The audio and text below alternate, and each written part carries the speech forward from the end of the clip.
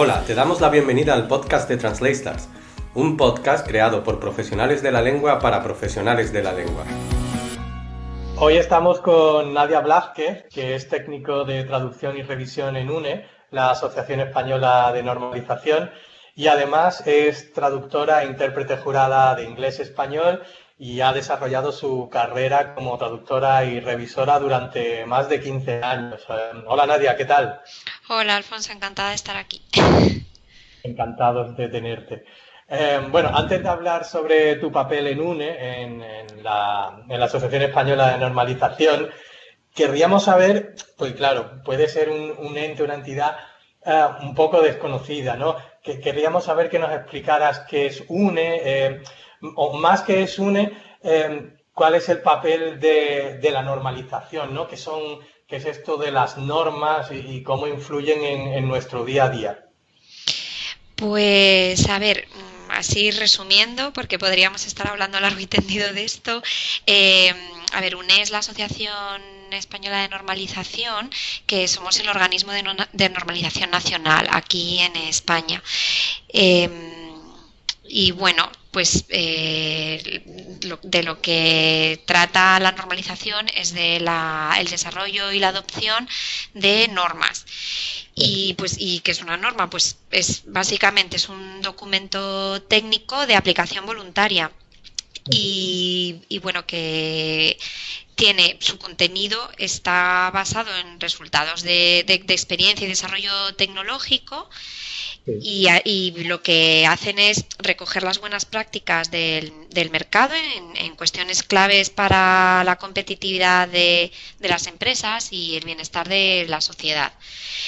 El contenido de las normas es fruto del consenso de las distintas partes interesadas que desarrollan la norma, que son pues, empresas privadas, las administraciones públicas, asociaciones y federaciones sectoriales, colegios profesionales, también representantes de los consumidores, centros tecnológicos, vaya, que hay una participación muy amplia de todos los implicados en cada sector. Y para que la norma, este documento técnico se convierta en lo que es una norma, pues tiene que ser aprobado por un organismo de normalización reconocido. Y en el caso de España, pues somos UNE. Ajá. Entonces, a ver, el papel que desarrolla o que tienen las normas en general en nuestro día a día o en nuestra vida cotidiana, pues todo, sin darnos cuenta, nos rodean, las tenemos presentes en todo. O sea, como sociedad, pues tienen, o sea, tienen una presencia generalizada, ¿eh? Digamos que son un poco las reglas de juego, ¿no? Porque Sí, es indican. que veía unas infografías en UNE, en la web de UNE, en las que están muy bien hechas y en las que te explican en diferentes situaciones cotidianas, ¿no? Hasta dónde puede llegar la influencia de las normas, ¿no? Y Sí, claro, no nos damos cuenta, como tú muy bien estás explicando, de que hay normas, podríamos decir que prácticamente para casi todo, ¿no? Por para ejemplo, todo. una tarjeta de crédito tiene un tamaño concreto porque hay una Sí, norma que dice cuál es el tamaño de la tarjeta de crédito y un grosor efectivamente. exactamente igual. También la composición del asfalto que utilizamos en las carreteras, las señales, ¿no? Absolutamente todo, ¿no? Por eso te preguntaba, nuestro día a día es... Todo, como te decía, o sea, es que son las reglas del juego, ¿sabes? Básicamente indican pues cómo debe de ser un producto o un servicio para que sea seguro y también para Ajá, que responda a lo que nosotros como consumidores o usuarios esperamos, ¿no? De ese producto o servicio. sí, Y pues o sea, sirven para generar también seguridad y confianza en los sí, productos y los servicios. Y se me ocurren, aparte de los ejemplos que tú has puesto, pues uno, o sea, que es que ya en el propio nombre lo indica, el papel DIN A4. El papel DIN sí, A4 se llama así porque es un papel normalizado. ajá, Originalmente venía del organismo de normalización alemán, pero bueno, ahora es un ajá, estándar sí, reconocido en todo el mundo. Otras, por ejemplo, no sé, los cordones de las prendas infantiles. para que sean seguros. Pues está especificadas sus características en una norma de seguridad de ropa infantil. Y luego en todos los aparatos domésticos, dispositivos electrónicos que usamos todos los días, pues hay los requisitos de seguridad y de funcionamiento, todos vienen especificados en normas. Es que lo tenemos en todo, o sea, todo lo que nos podamos imaginar va a haber una norma que establezca requisitos de seguridad o de funcionamiento o de composición, como dices, en la alimentación está en todo. Sí, o sea que las normas casi no son leyes ni tienen categoría de ley, ¿no? Pero, bueno, son importantísimas. Bueno, o casi que sí podrían tener categoría de ley, ¿no? Porque si aparecen en el BOE, pues, claro, ya entramos en un terreno en el que no nos vamos a meter.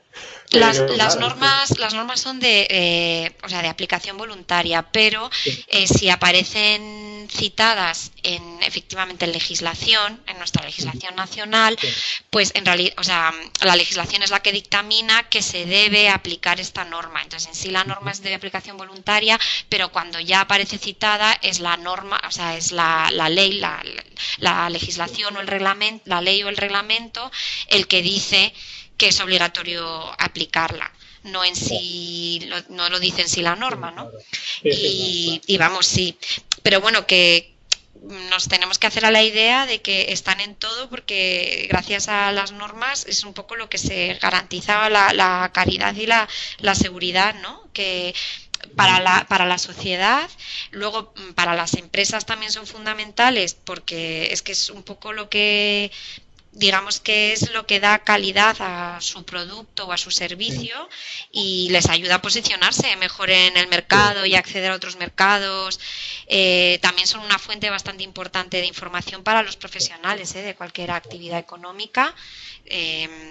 Y luego ya a nivel, tienen otra función que es bastante importante a todos los niveles de la sociedad, pero a las administraciones públicas las normas les ayudan a la simplificación reglamentaria, porque en las normas viene mucho desarrollo, ¿no? de reglamentos o de legislación. Entonces, ya que ahora sabemos, gracias, has explicado por la importancia de las normas, ¿por qué se traducen? Es decir, ¿y se traducen todas las normas? ¿Todas las normas vienen de fuera? ¿Por qué? ¿Por qué hay que traducir normas? Pues mira, a ver, básicamente las normas que adoptamos en UNE tienen como tres orígenes diferenciados. Pues en primer lugar están las normas que se han desarrollado por organismos europeos, los organismos europeos de normalización, que son CEN, CENELEC y ETSI, y en los que participan los organismos nacionales de normalización de 34 países europeos, y entre ellos está UNE. Estas normas que provienen de este origen europeo se publican en inglés, francés y alemán por el organismo europeo de normalización y deben ser adoptadas como normas nacionales por cada uno de los organismos nacionales que son miembros del europeo. Y en nuestro caso en España la adopción nacional es como una norma UNE.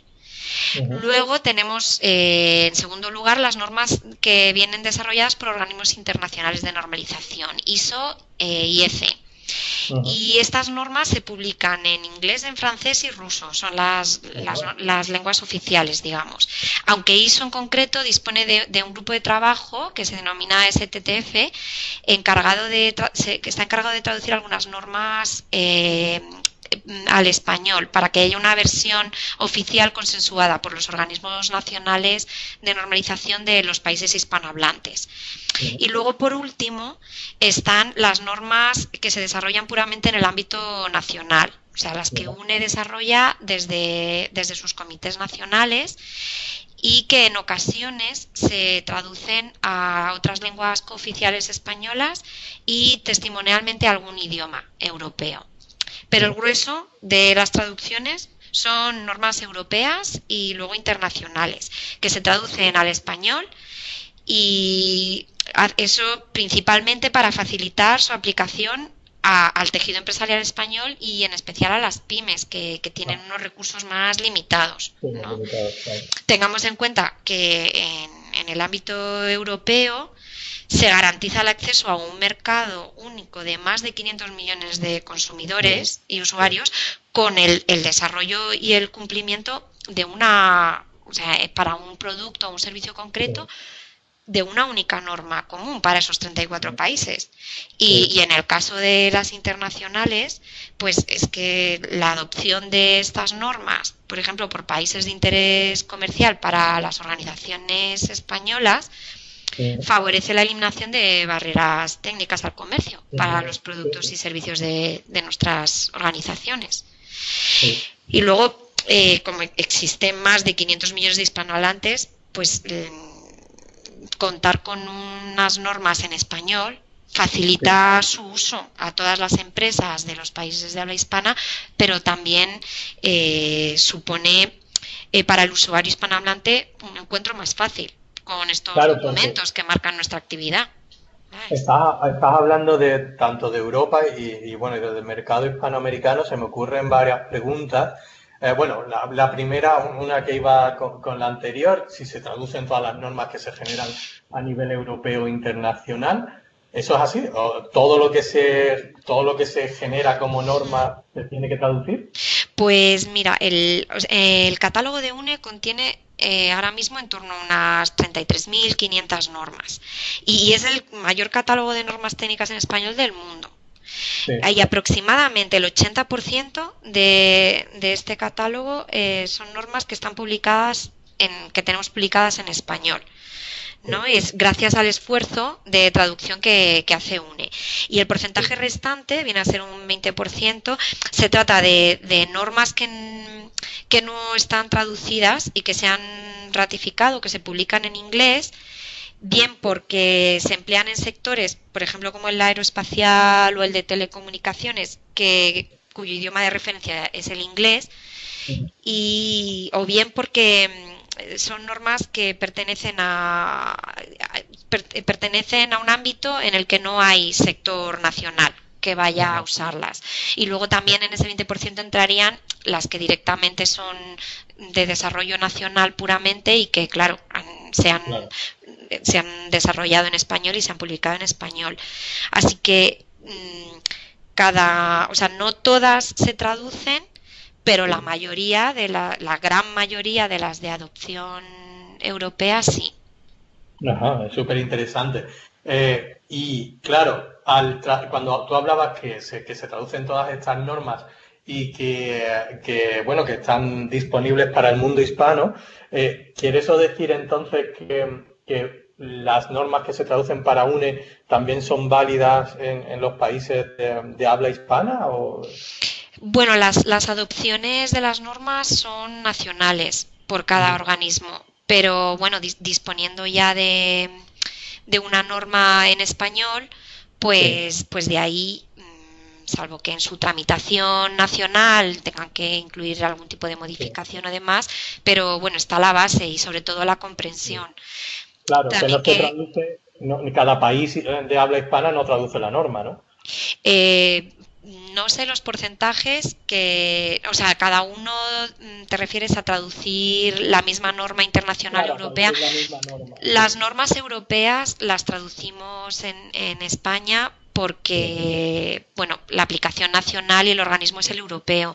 Los de habla hispana tienen sus propios organismos, y lo que sí están es presentes, los de habla hispana estamos presentes todos en ISO. Entonces hay algunas normas internacionales que, como te he dicho, bueno, algunas se traducen por el propio grupo de traducción que hay y otras que nosotros traducimos directamente o porque han sido adaptadas a nivel europeo también, y de ahí nos llega la norma y nosotros la traducimos. Ajá, genial, interesante. Y ya la última que está relacionada con esto de lo que estabas tú hablando es, claro, estábamos diciendo que cuando se generan normas en Europa se hace en inglés, en alemán y en francés.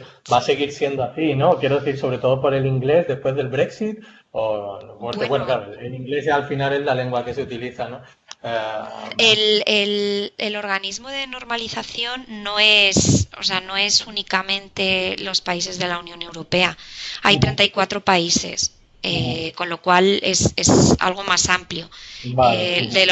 De los organismos de normalización, desconozco exactamente cuál va a ser, o sea, cómo va a quedar el papel de Reino Unido, pero entiendo que su organismo de normalización o sea, sigue teniendo cabida en ese espacio. Sí, Y claro. luego también está Irlanda, o sea, que puede haber otros Sí. países de habla inglesa también. Claro, sí, sí, pero pensaba por el peso de, al final de como tú estás diciendo de Reino Unido, ¿no? Sí. En el inglés y sobre todo por, bueno, claro, el peso que tenían en la Unión Europea. Pero vale, bueno saberlo que va a seguir por ahora existiendo la norma en inglés. Sí, ¿Cuál es el seguro que sí. proceso dentro de UNE? ¿Cuál es el proceso de traducción de una norma? Es decir, cuando a vosotros os llega la norma, ¿qué hacéis?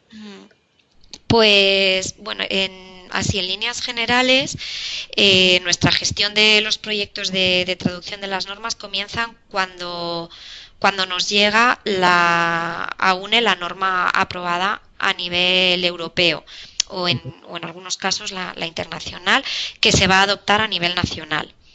Entonces, la persona encargada de gestionar los proyectos de traducción, pues debe de comprobar primero si va a ser una norma a traducir o va a ser una norma que por alguna de las circunstancias que he explicado anteriormente se va a ratificar en inglés. Y en caso de que vaya a ser para traducir, que es en la mayoría de los casos, la norma Sí. se envía al traductor externo que corresponda por la temática de la norma con un plazo de entrega y bueno y especificando el importe del encargo. Y pues cuando recibimos de vuelta la traducción, esta pasa a la fase de revisión interna, bien por los técnicos de UNE. Puede ser por técnicos de cada comité específico o por mí o el equipo de los técnicos de revisión de la unidad de traducción. Y pues en esa fase lo que se hace es comprobar pues la exactitud con el documento original, conseguir una armonización fraseológica y terminológica y luego asegurar que se hayan aplicado unas pautas particulares del manual de estilo de UNE. Algunas cosas puntuales que tenemos en UNE. Y terminada esta revisión, el documento pasa al grupo de composición, que son quienes maquetan la norma con el formato específico de UNE, como iría a quedar publicada, y mandan esta prueba de composición a los comités técnicos. Cada norma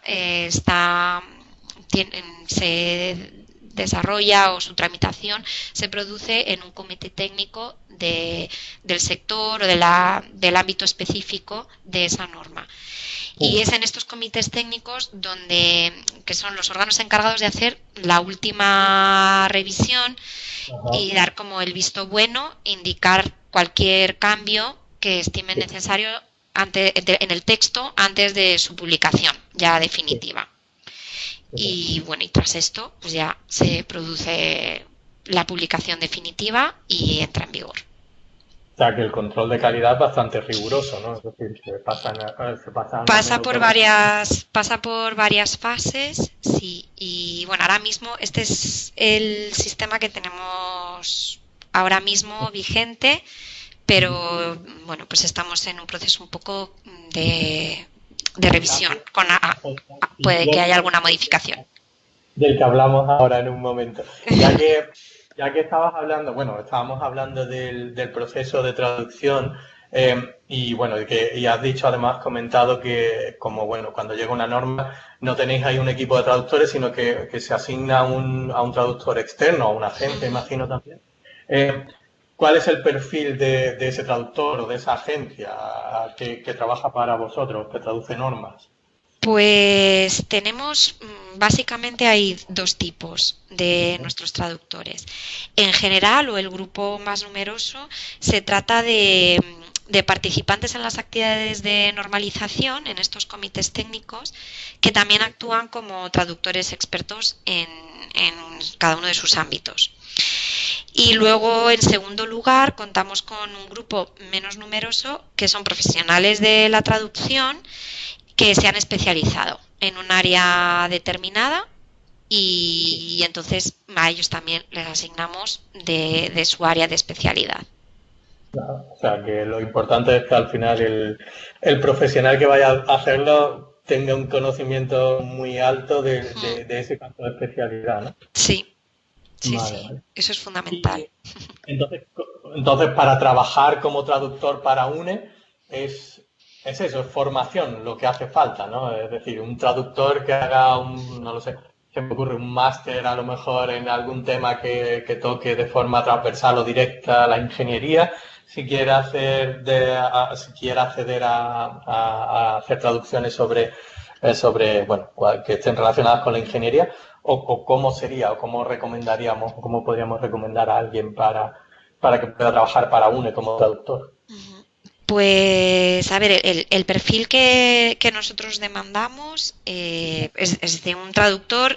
Su lengua de trabajo tiene que ser inglés al español, con experiencia y especializado en el área temática. Y ahí, bueno, pues dentro de los traductores profesionales, muchos tenemos, antes de dedicarnos a la traducción, muchos tenemos experiencias anteriores laborales o de formación, claro, y todo claro, eso cuenta y aquí es un componente esencial.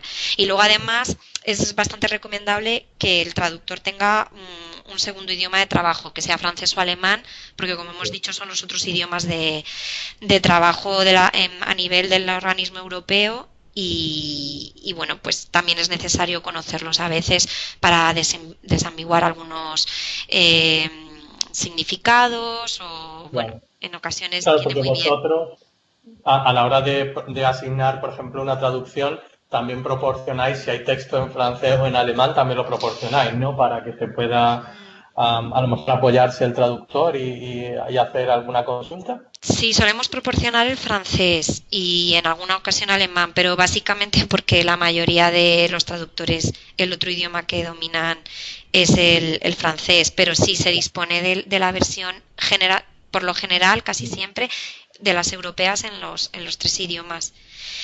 Y luego, pues se me ocurre como una ventaja considerable es que estén familiarizados con el sistema de normalización, que no claro, es muy frecuente en lo que es los traductores que vienen, que ya se dedicaban a la traducción, ¿no? Claro, claro, no. Y quizás para que se pueda hacer la idea, los profesionales de la traducción, pues lo más semejante a este perfil podría ser quizás un traductor especializado en documentos técnico-jurídicos, sí, que tengan un contenido fuerte técnico sectorial, pues de una empresa industrial, industrial o sanitaria o bueno, de algún sector concreto, pues eso sería un poco lo más parecido o una mezcla ahí ideal. Y como tú has dicho, formación, claro, eso es fundamental. Que puedan demostrar o que tengan unos conocimientos sólidos en un área específica. Sí, claro, y además que como tú comentabas antes, los campos de especialidad de las normas son o pueden ser tan variados, ¿no? Sí. Que podemos ir desde un especialista en juguetes a uno en sistemas de seguridad, sí, a otro que sepa. Así que creo que es muy interesante eso que estabas diciendo, ¿no? De las experiencias previas de esa mochila con la que llegamos, ¿no? Y nuestras experiencias previas que pueden ayudarnos, ¿no? Habiendo trabajado en una empresa de algo que a lo mejor creíamos que no nos iba a ayudar nunca. Sí, ¿no? Sí, en la traducción en general siempre cuenta. Todo lo que has podido ver, todo lo que has podido experimentar, todos tus hobbies, todo lo que te interese cuenta porque al final te acabas especializando en el tema o tienes unos conocimientos sólidos y eso es fundamental en la traducción. Sí, interesante. Ya estamos llegando al final de la entrevista. Nos quedan las dos últimas preguntas. Ya que estábamos hablando de de traducción, del proceso, de los traductores. ¿Cuánto invierte al año UNE, más o menos, ¿no? en traducción de normas? Pues la apuesta de UNE por normas en español como o sea, como palanca impulsora, ¿no? Para facilitar el acceso de empresas a sus contenidos, es muy fuerte. Cada año traducimos entre 900 y 1000 normas, más de 27.000 páginas al año. Y esto supone dedicar unos recursos bastante sustanciales, pues en traductores externos, los gestores de los traductores externos y de los proyectos, los técnicos que hacen las revisiones de las normas, el personal de composición y luego los expertos de cada comité que hacen la última validación, las herramientas de traducción y gestión terminológica. No tengo el dato exactamente ahora, pero es bastante sustancial. Claro. Que cuando uno piensa al final, a veces en la traducción simplifica mucho, ¿no? Creo que yo lo estaba haciendo, de hecho, y solo veía la parte del traductor, ¿no? Pero está muy bien que tú definas que claro, es que es un proceso y es un flujo de trabajo tan largo que hay muchos participantes y claro, eso requiere una organización, y bueno, claro, una inversión para que todo eso pueda salir adelante. Pero claro, sí, si nos dice unas 900 normas y unas 27.000 páginas, nos podemos hacer a la idea. Solamente si fuera 10 euros por página, la verdad que sí, que es bastante lo que se invierte solamente en la traducción, quiero decir, ¿no? Claro, es más, además es más. Sí, pero bueno, sí. Una idea así rápida, ¿no? De lo que podría ser. O sea que, vale. Y la última pregunta está relacionada, porque vosotros ahora os encontráis en un proceso de transición digital en el área, precisamente en el que tú estás, en el área de traducción, en el que estáis implementando sistemas y flujos de trabajo nuevos. Entonces, ¿cuál es el objetivo y cómo habéis llegado hasta ahí? Es decir, ¿qué pasos fundamentales tiene que dar alguien, por ejemplo, que esté en la misma situación? Que llegue a una empresa que necesite también esa transición digital o implementar sistemas de traducción. ¿Qué habéis hecho y cómo lo habéis hecho? Pues, a ver, bueno, lo primero, pues en nuestro plan estratégico de 2019-2021, pues ya en uno de los puntos se identificó y recogía que un objetivo era dotar de recursos más eficaces y eficientes a los participantes en los desarrollos de normalización. Y ahí estaba también incluida llevar a cabo esa transformación digital en UNE, que claro, abarca los procesos de traducción y revisión de las normas, que hasta ahora se venían haciendo de una manera quizás un poco más artesanal o con menos intervención de tecnología. Y bueno, la idea, el objetivo principal era permitir ajustarnos aún más a los requisitos para garantizar la calidad de los servicios de traducción, que están todos recogidos precisamente en una norma, en la UNE, en ISO 17100, que ahí viene completamente establecido el proceso de calidad, un proceso de calidad de traducción y revisión de principio a fin, ¿no? Y luego también queríamos implantar ciertas recomendaciones del comité técnico en este ámbito específico de los servicios de traducción. Bueno, el proceso va enfocado a garantizar la calidad de nuestro principal producto, que son las normas, y luego a optimizar los recursos, que como son muchos los que los que intervienen, pues bueno, dar el mayor apoyo a nuestros traductores y revisores y aprovechar todo el corpus de normas que ya teníamos.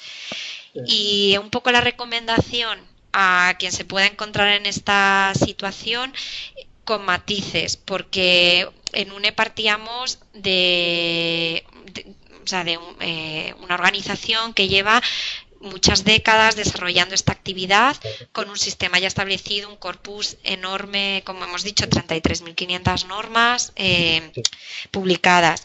Entonces, bueno, yo resumiendo los pasos, lo primero es hacer un análisis completo de los procesos que existen y un poco atender a las peculiaridades de esa organización y a las necesidades y al perfil que se tiene. El perfil de los traductores también es bastante importante.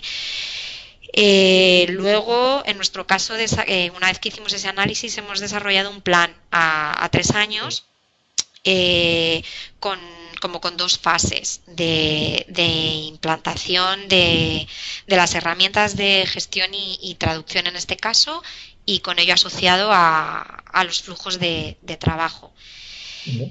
Y bueno, en la primera, digamos que la primera fase sí debería englobar una evaluación de por ejemplo, las distintas herramientas que hay para esa transformación digital en función de las necesidades que se tengan en la propia organización.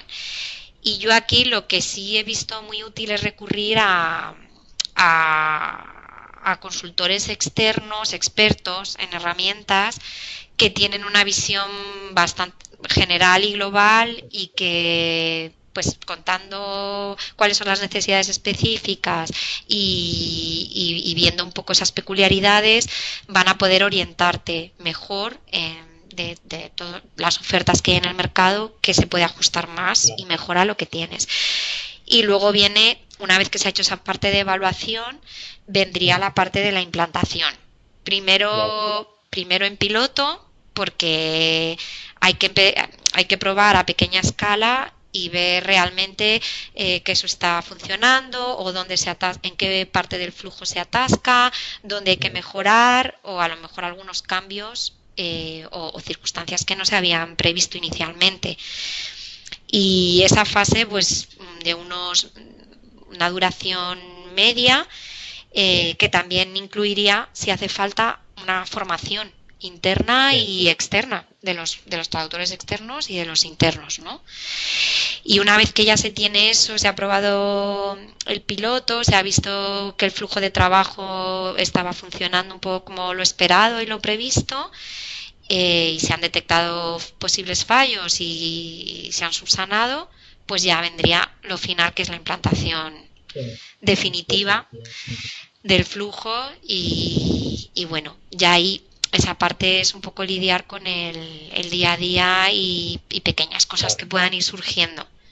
Sí, eso ya será más gestión de proyectos de traducción pura y dura, ¿no? Pero vamos, nosotros hemos englobado, o sea, como todo este proceso lo hemos visto en un periodo como de unos 3 años, de principio a fin.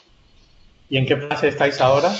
Pues estamos ahora mismo en una intermedia, ya hemos llegado estamos implantando en fase piloto ya la herramienta, y lo siguiente que haremos será la parte de formación interna y externa, y estamos ya en esa fase del piloto, y esperamos para dentro de unos meses poder ya estar con la implantación total del flujo de trabajo. Pues Nadia, veo que os queda un trabajo precioso por delante. Ingente la cantidad de trabajo que os queda, porque con esas 35 minutos más que tenéis no vais a tener tiempo para aburriros, ¿no? Pero creo que es un trabajo, la verdad, que muy bonito, muy importante, valioso, que no sé si la sociedad será capaz de apreciar, pero claro, eso va a tener un impacto increíble en todos nosotros, ¿no? Como hablábamos antes, por la importancia de las normas. O sea, que contar ya con un sistema con un sistema o con esa transición que queréis hacer hacia un mundo más digital, creo que es muy importante, y que, bueno, que nos va a ayudar mucho a todos a entender mucho mejor las normas. Te agradecemos muchísimo el tiempo que nos has dedicado. Gracias a vosotros. Y sobre todo haber aprendido tanto escuchándote, y creo que también todos los que nos escuchen van a agradecer todo lo que has explicado, porque ha quedado todo muy claro y lo has explicado de una manera muy sencilla, para que una persona como yo lo pueda entender también todo muy fácilmente. Así que, de nuevo, gracias por tu tiempo, y te deseamos lo mejor. Pues gracias a vosotros por la oportunidad de haber podido explicar un poco en qué consiste todo esto que hacemos. Le ponemos muchas ganas, desde luego, y estamos bastante orgullosos del resultado. Así que nada, esperamos que haya sido del interés de vuestros oyentes y nada, y que haya despertado también el interés por conocer más sobre la actividad que realizamos y la normalización. Efectivamente, más sobre las normas. Si quieren saber más sobre las normas, que visiten la web de UNE, donde además tienen unas infografías fantásticas con información de los comités técnicos de las normas que se pueden consultar en varios idiomas. O sea que la página está fantástica para aprender mucho más y de nuevo, como te había dicho, muchas gracias y mucha suerte con el proyecto. De acuerdo, pues muchas gracias a ti. A ti, Nadia, chao. Encantada, hasta la próxima. Acabas de escuchar la entrevista con Nadia Blázquez, técnico de traducción y revisión en UNE, la Asociación Española de Normalización. Le agradecemos a ella y a UNE que nos hayan permitido realizar la entrevista. Ha sido una entrevista muy interesante, con muchos consejos que creo que son aplicables a cualquier persona que esté en un proceso también similar al que están o al que está pasando, por el que está pasando UNE, de digitalización de sus contenidos o de implementar nuevos sistemas en una agencia de traducción o en una empresa, y sobre todo para conocer más sobre la normalización y la importancia de la normalización en nuestro día a día. Si queréis saber más sobre la normalización, podéis visitar la web de UNE, y si queréis saber más sobre cómo traducir normas europeas e internacionales, podéis visitar la web de TranslateStars, translatestars.es, y ahí tenéis un curso sobre traducción de normas europeas e internacionales. Esperamos que os haya gustado esta entrevista, y si ha sido así, por favor, dadnos 5 estrellas en iTunes y seguidnos en las redes sociales, y os esperamos en la próxima edición de nuestro podcast. Un saludo, chao.